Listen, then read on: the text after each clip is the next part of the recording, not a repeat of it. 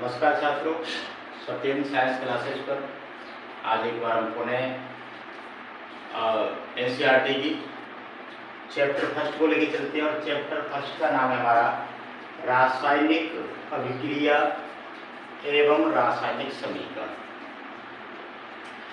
तो जो पहला बिंदु है हमारा रासायनिक अभिक्रिया, हम उसी को ले लेते हैं। तो पहले हमें ये आना चाहिए कि हम आखिर ये रासायनिक अभिक्रिया है क्या। तो जो रासायनिक अभिक्रिया है इसको हम ऐसे परिभाषित कर सकते हैं, जब कोई पदार्थ स्वयं से क्रिया करे या किसी अन्य पदार्थ से क्रिया करे और क्रिया करके एक ऐसा पदार्थ बनाए जिसके रासायनिक गुण पहले वाले पदार्थ से बिल्कुल भिन्न हो, अलग हो, तो वह कहलाएगी हमारी रासायनिक अभिक्रिया। ठीक है, मैंने यहाँ परिभाषा को लिख दी, वह है अभिक्रिया जिसमें कोई पदार्थ स्वयं या अन्य पदार्थ से क्रिया कर नए रासायनिक गुणों वाला पदार्थ बनाता है, वह हमारी हो जाएगी रासायनिक अभिक्रिया। यदि हम इसकी दूसरी परिभाषा देखें, थोड़ी सी हल्की भी पड़ रही है उससे, कि रासायनिक अभिक्रिया क्या है, तो किसी पदार्थ में रासायनिक परिवर्तन होना। बस दो शब्द है, किसी पदार्थ में रासायनिक परिवर्तन होना रासायनिक अभिक्रिया कहलाती है। बहुत शॉर्ट परिभाषा है, दोनों ही अच्छी परिभाषा है। किसी पदार्थ में रासायनिक परिवर्तन होना रासायनिक अभिक्रिया कहलाती है। तो रासायनिक परिवर्तन में क्या होता है, जो नया पदार्थ बनता है वो मूल पदार्थ से बिल्कुल अलग हो जाता है, जिसके भौतिक गुण तो अलग होते हैं, रासायनिक गुण भी अलग होते हैं। अब मैं आगे आपको ले चलूंगा कहाँ, अभिक्रियाओं के प्रकारों पर। लेकिन अभिक्रियाओं के प्रकार से पहले, अभिक्रियाओं के कितने प्रकार है, क्या प्रकार है, अभिक्रियाओं के प्रकार से पहले हमारा सिस्टम चलेगा कि हम ये जानना है कौन सा तत्व अधिक क्रियाशील है और कौन सा तत्व कम क्रियाशील है। और इस क्रियाशीलता के लिए मैं आपको छोटी सी ट्रिक दूंगा जो आपको आजीवन याद रहेगी। देखो ट्रिक में दे रहा हूं, पो सा क में ए जी आ ले हा क म सिंह, बस एक मिनट में याद हो गई। अभिक्रियाओं का घटता क्रम है, पहले वाली क्रिया अधिक क्रियाशील है, उससे दूसरी वाली उससे कम, फिर उससे तीसरी वाली उससे कम, उससे कम, ऐसे उसका नीचे जो घटता क्रम को आ रहा है। ठीक हो गई, पो सा क में ए जी आ ले हा क म सिंह, ये हो गई आपकी क्रियाओं की घटता होना, जो तत्वों की क्रियाशीलता का घटता क्रम हो गया। इसके आधार पर क्या है कि हमको अभिक्रियाएं समझना, कौन किसको विस्थापित कर सकता है, कौन किसको नहीं कर सकता, इससे हमें विशेष लाभ मिलेगा। अभी छोटी सी ट्रिक से, ओ सा क में ए जी आ ले हा कम सिंह, दो बार बोलोगे याद हो जाएगी। ओ सा क में ए जी आ ले हा क म सिंह। जैसे हमने यहाँ देखा, पो से क्या बना, हमारा पोटेशियम बन गया, यानी अधिक क्रियाशील तत्व है। उसके बाद सा से सोडियम बन गया, ये उससे कम क्रियाशील हो गया। का से कैल्शियम बन गया, ये उससे कम क्रियाशील हो गया। मा से मैग्नीशियम बन गया,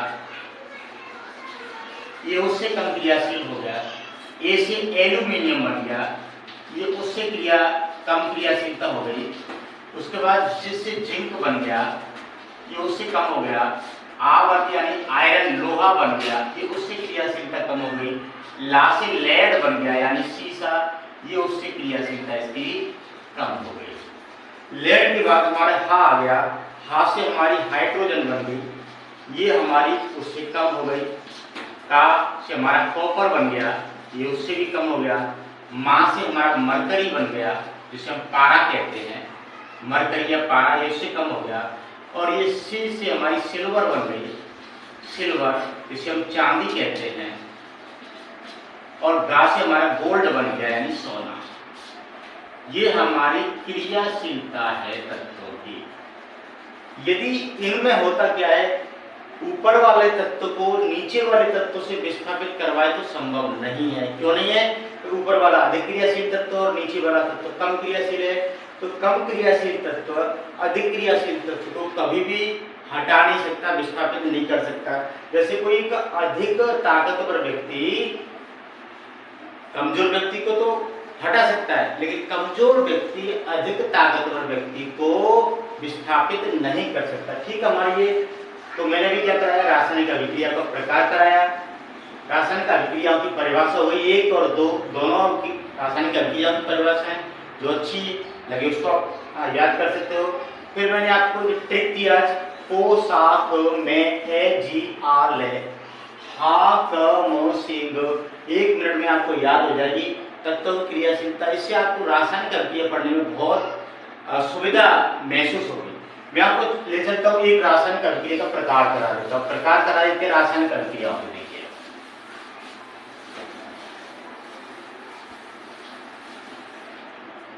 रासायनिक अभिक्रियाओं के प्रकार जो चल रहे हैं, प्रकार मैं पहली अभिक्रिया यहां से शुरुआत कर देता हूं, विस्थापन।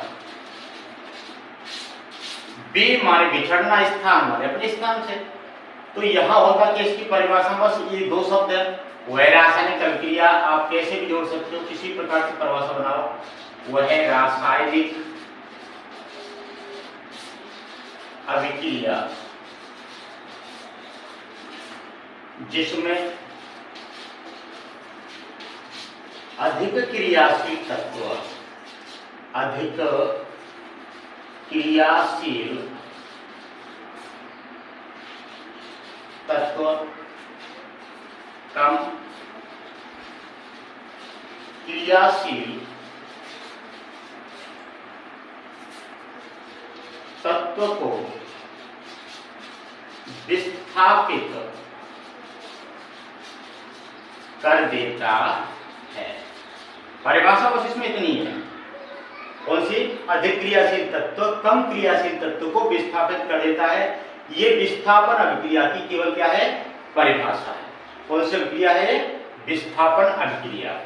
अब जो विस्थापन अभिक्रिया की परिभाषा है, मैंने बताया इसको मान लो हम अधिक ताकतवर व्यक्ति और जो विस्थापित हो कम ताकतवर व्यक्ति। तो अधिक ताकतवर व्यक्ति कम ताकतवर व्यक्ति को आसानी से विस्थापित हटा सकता है, लेकिन कम ताकतवर व्यक्ति अधिक ताकतवर व्यक्ति को विस्थापित नहीं कर सकता। एग्जाम्पल लेते हैं यहाँ। एग्जाम्पल में देखिए Zn जिंक और ये कॉपर सल्फेट का विलयन है, ये ठोस और ये विलयन। तो जिंक और कॉपर सल्फेट की जब क्रिया कराते हैं तो बनता क्या है? जिंक सल्फेट बन जाता है और कॉपर हो जाता है विस्थापित। क्या हो जाता है? विस्थापित हो जाता है। कैसे हो जाता है? अब वही मैंने अभी आपको बताया कैसे विस्थापित होगा। तो पोशाक में Ag, जिंक पहले आ गया, कॉपर बाद में आ रहा है। तो जो पहले आने वाला तत्व है वो बाद में आने वाले तत्व को विस्थापित कर सकता है, कर देता है। क्यों कर देता है? ये अधिक क्रियाशील होता है। तो जिंक ने कॉपर सल्फेट के विलयन से कॉपर को विस्थापित कर दिया और बन क्या गया? Zinc sulphate. हाँ, ये कॉपर सल्फेट था और क्या बन गया? यहाँ जिंक सल्फेट बन गया। कॉपर को क्या कर दिया? इसने विस्थापित कर दिया। एक दूसरे एग्जाम्पल से भी हम देख सकते हैं। देखिए यहाँ आयरन प्लस, यहाँ भी हमने कॉपर सल्फेट का विलयन ले लिया। तो इसने क्या किया? आयरन कॉपर से अधिक क्रियाशील है, तो आयरन सल्फेट बन गया। कॉपर को यहाँ उसने भी विस्थापित कर दिया। कैसे कर दिया? क्यों कर दिया? हम फिर देखें, पोशाक में Ag, आयरन भी कॉपर से पहले आ रहा है। तो आयरन अधिक क्रियाशील है, कॉपर कम क्रियाशील है, इसलिए आयरन ने भी कॉपर को क्या कर दिया? विस्थापित कर दिया। इसकी परिभाषा वह अभिक्रिया जिसमें अधिक क्रियाशील तत्व कम क्रियाशील तत्व को विस्थापित कर देता है। यदि आपको ऐसे पूछ ले कि Cu प्लस ZnSO4, तो CuSO4 प्लस Zn, क्या ये संभव है? तो ये आप कहेंगे ये संभव नहीं है। ये संभव नहीं है। क्यों नहीं है? या लिखेंगे क्योंकि कॉपर जिंक से कम क्रियाशील है, इसलिए कॉपर जिंक को विस्थापित नहीं कर सकता, इसलिए ये कैसा हो गया? संभव नहीं है। तो मैंने अभी आपको क्या करवाया आज, अभी करवाया क्या, रासायनिक अभिक्रिया, दो परिभाषाएं और जो तत्वों की घटती हुई क्रम क्रियाशीलता है उसके बारे में ट्रिक समझाई। और अभिक्रियाओं के प्रकार में पहले हमने ले ली विस्थापन अभिक्रिया और उसकी परिभाषा विद एग्जाम्पल। तो सत्येंद्र साइंस क्लासेस पर प्रतिदिन शाम को 7 बजे विज्ञान कक्षा 10वीं की और मैथ कक्षा 10वीं का दोनों क्लास चलेंगे।